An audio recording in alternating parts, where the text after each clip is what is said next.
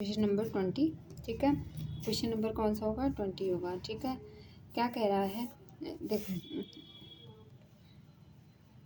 कुम्हार समुदाय से संबंधित बच्चे संख्या संरक्षण से पहले द्रव्यमान संरक्षण सीख लेते हैं।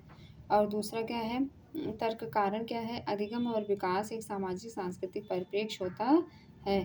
तो इसमें हमारा क्या है, ये भी सही है इसके अकॉर्डिंग। ठीक है, तो हमारे आर क्या कर रहा है, आर इसकी सही व्याख्या नहीं कर रहा है। आर इसकी क्या कर रहा है, सही व्याख्या नहीं कर रहा है।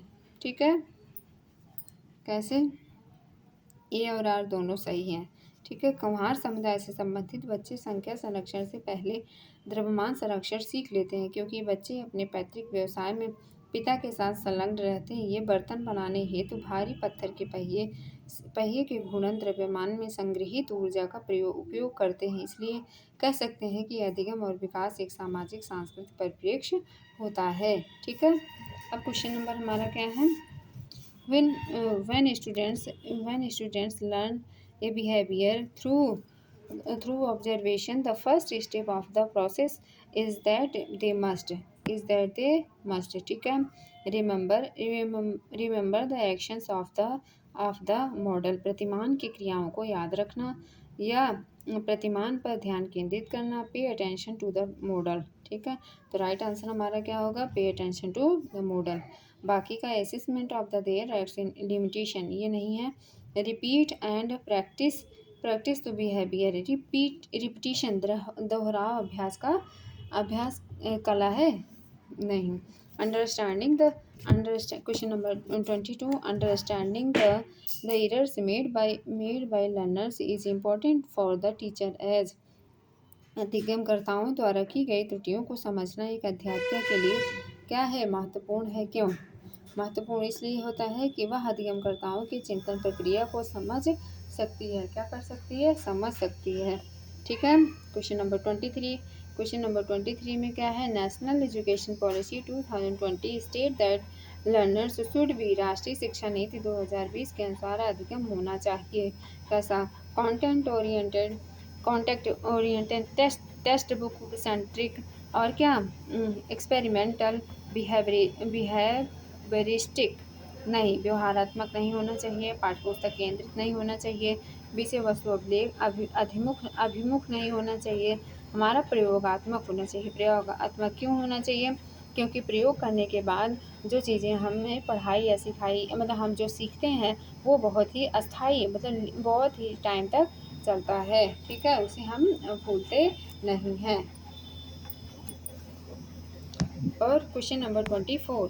Tanvi practice deep breath just before the one set of examination. C is using strategy to copy with anxiety.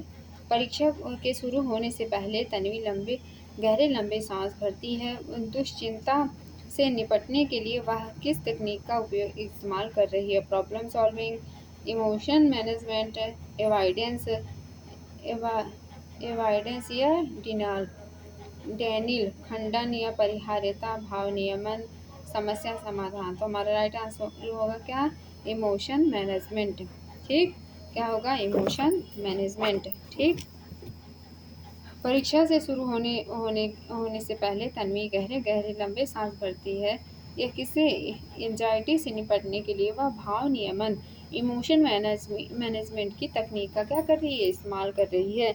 Anxiety से बचने के लिए क्या कर रही हो? इमोशन मैनेजमेंट का इस्तेमाल कर रही है। ठीक, question number 25।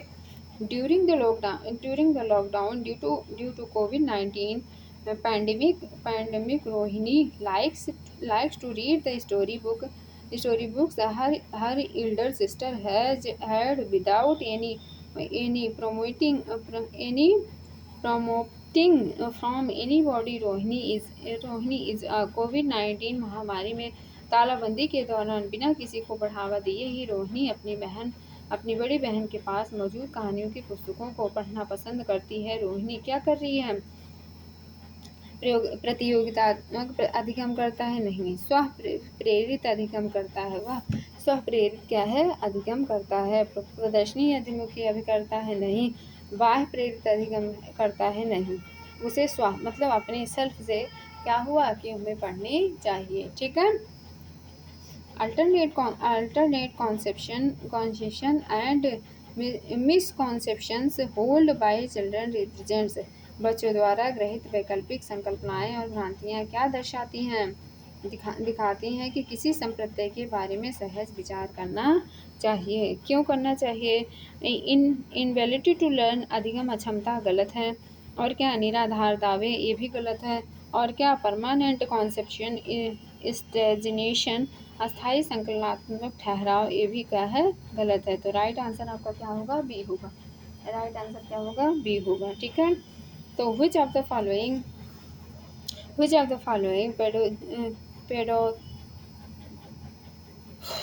pedagogical strategies are effective in a primary classroom? निम्न में से कौन सी शैक्षणिक योजनाएं एक प्राथमिक स्तरीय कक्षा के लिए प्रभावकारी होती हैं? यूज ऑफ कॉन्सेप्ट मैप, फिर moving from abstract to concrete concept, अमूर्त से मूर्त संकल्पनाओं की ओर बढ़ना, ये सही है। संकल्पना मानचित्रों का इस्तेमाल करना, ये भी सही है। विविध सामग्रियों का प्रावधान होना, ये क्या है? गलत है। प्रोड्यूसिंग फॉर डाइवर्स मटेरियल्स, ठीक है। यूज ऑफ स्टोरीज एंड एनिकोडोट्स, कहानियों और उपाख्यानों का इस्तेमाल करना। तो राइट आंसर हमारा क्या होगा? फर्स्ट सेकेंड एंड फोर्थ होगा। ठीक है। ये primary teacher ask her students to write all the information at least 5 times in their notebook. The technique would be, एक प्राथमिक शिक्षिका अपने छात्रों के सभी जानकारियों को कम से कम 5 बार अपनी कॉपी में लिखने के लिए कहती है। शिक्षण की यह विधि क्या कहलाएगी? शिक्षण की यह क्या कहलाएगी? अत्यंत प्रभावकारी है, क्योंकि पूर्वाभ्यास और पुनरावृत्ति विषय वस्तु को अर्थपूर्ण अधिगम में अत्यधिक सहायता करते हैं। नहीं। और क्या है?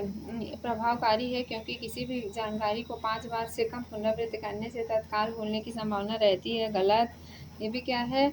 और प्रभावकारी नहीं है क्योंकि पूर्वाभ्यास अर्थपूर्ण अधिगम का एक क्या है? जटिल प्रक्रिया है। ये भी क्या है? गलत है। तो राइट आंसर क्या है? प्रभावकारी नहीं है। क्या कह रहा है? प्रभावकारी नहीं है। क्यों? क्योंकि केवल पूर्वाभ्यास करना अधिगम को उपयुक्त तकनीकी नहीं है। ठीक है। चलिए, क्वेश्चन नंबर हमारा कौन सा है? क्वेश्चन नंबर हमारा है अभी 29। क्वेश्चन नंबर कौन सा है? 29। ठीक है। निम्नलिखित में से कौन सी योजनाएं समस्या समाधान के लिए प्रभावशाली हैं? एल्गोरिथम्स, ह्यूरिस्टिक्स, अन्वेषण, trial and error without comparison, बिना बोध के प्रयत्न त्रुटि दोहराव, फंक्शनल फिक्स्डनेस, बिना बोध के प्रयत्न त्रुटि दोहराव। फर्स्ट एंड सेकंड हमारा राइट कलन विधि और अन्वेषण विधि। कलन विधि क्या होती है? ये देखें। यह निर्देशों समस्याओं को एक क्रम के रूप में परिभाषित करती है, जिनकी रूपरेखा इस प्रकार होती है। यह समस्या को एक विशिष्ट क्रम में क्रियान्वित किए जाएं, जो इच्छानुसार परिणाम प्राप्त होंगे। अन्वेषण क्या है? अन्वेषण क्या है? यह स्वयं खोज करके या अपने आप सीखने की विधि है। इस विधि में क्या होता है? अध्यापक छात्रों के सामने समस्या उत्पन्न करता है तथा छात्र को उसका समाधान ढूंढने के लिए तैयार करता है। ठीक है। फिर उसमें क्या होता है? इसमें छात्रों को स्वयं तथ्यों के अध्ययन, अवलोकन और निरीक्षण करने का अवसर दिया जाता है। क्या किया जाता है? अवसर दिया जाता है। ठीक है। Question number last 30। निम्न में से कौन सा क्रियाकलाप बच्चों के सीखने में उनके पूर्व ज्ञान का उपयोग नहीं करता है? Rote memorization. ठीक है। ये रोट मेमोराइजेशन सही है सबसे ज़्यादा। ठीक है। नहीं करता तो वहाँ पे ये सही है, बाकी ये आपका क्या होता है? रोट मेमोराइजेशन निगेटिविटी को शो करता है। ठीक है। ब्रेन स्टॉर्मिंग, विचारावेश और स्कीमा सक्रियता, और क्या कंक्रीट मैपिंग क्या होती है? संकल्पना मानचित्र। तो हमारा राइट आंसर इसके अकॉर्डिंग क्या होगा? Rote memorization. ठीक है। Thank you class. आज की क्लास में बस इतना ही। Thank you.